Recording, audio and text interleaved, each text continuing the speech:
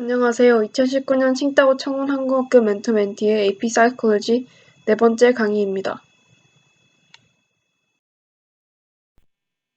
오늘은 AP 사이콜로지의 다섯 번째 단원 States of Consciousness, 즉 의식의 다양한 상태에 대해 배우도록 하겠습니다. 먼저 의식의 다섯 단계를 알아볼 텐데요. Conscious level은 the information about yourself and your environment you are currently aware of, 즉 지금 의식하고 있는 자신과 환경에 대한 정보입니다. 예를 들어 지금 시야에 보이는 것들이 conscious level에 보이는 것들로 할 수 있습니다. 다음 non-conscious level은 body processes controlled by your mind that we are not usually aware of. 이 단계에서는 몸속에서 이루어지는 생취활동이지만 우리가 의식을 하지 못하는 활동이 있습니다. 대표적 예로는 심장 박동 그리고 호흡이 있습니다. 다음 pre-conscious level은 현재 생각하고 있지 않지만 기억을 해낼 수 있는 정보가 이 단계에 들어갑니다. 예를 들어 어린 시절 가장 좋아했던 장난감에 대한 기억이 이 단계에 들어갑니다. 마지막으로 subconscious level은 우리가 알고 있다고 인식하는 정보가 아니지만 행동을 통해 그 존재가 입증되는 정보가 이 단계에 들어갑니다. 말이 조금 어려운데요. 쉬운 이해를 위해 예를 들어보겠습니다. 어린 시절 개에게 물린 사람이 있습니다. 그 사람은 이 기억을 더 이상 하지 못해도 커서도 개를 무서워한다면 분명 이 기억이 머릿속에 존재한다는 것을 뜻합니다. 즉, 이 개에 대한 기억이 subconscious level에 있다는 것입니다. 마지막은 unconscious level인데요. 이 영역은 psychoanalytic psychologist가 집중적으로 탐구하는 영역입니다.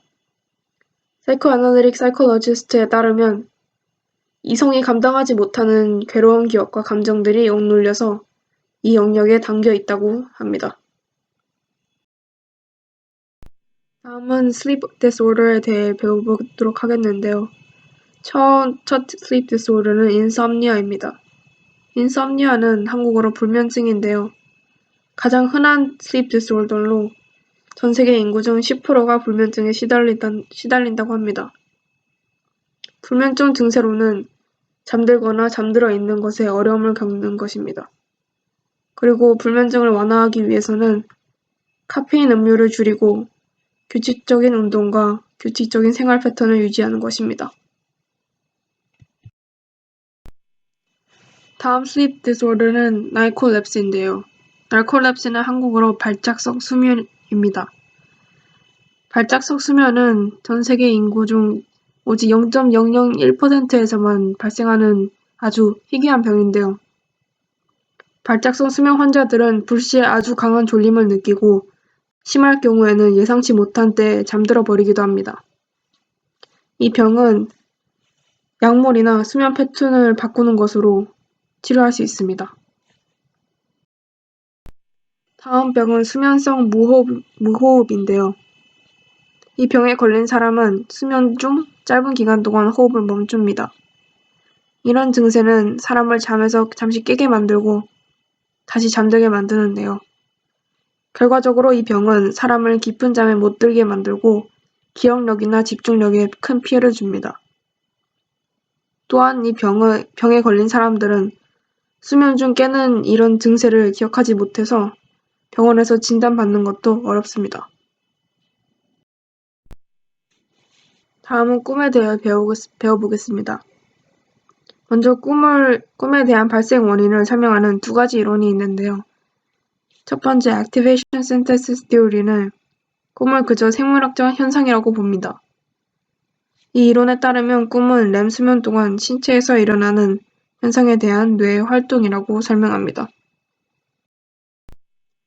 다음은 Information Processing Theory인데요.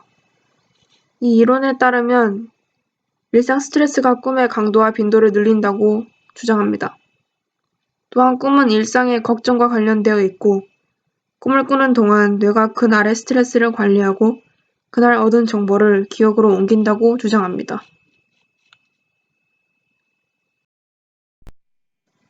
다음은 약물인데요.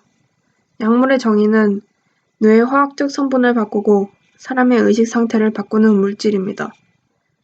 그리고 약물에 관련된 용어는 tolerance가 있는데요. tolerance는 한국어로 내성입니다. 내성은 사람이 한 약물에 대해 같은 효과를 얻기 위해 더 많은 양을 투여해야 하는 생체적 변화를 뜻합니다. withdrawal은 한국어로 금단 현상인데요. 한국어 뜻으로 알 수 있다시피 withdrawal은 사람이 약물 투여를 중단할 시 겪는 증세들을 말합니다. 금단 현상은 심리적으로 약물에 의지한 사람에게 나타나는 증세와 육체적으로 약물에 의지한 사람들에게 나타나는 증세로 나누어질 수 있습니다.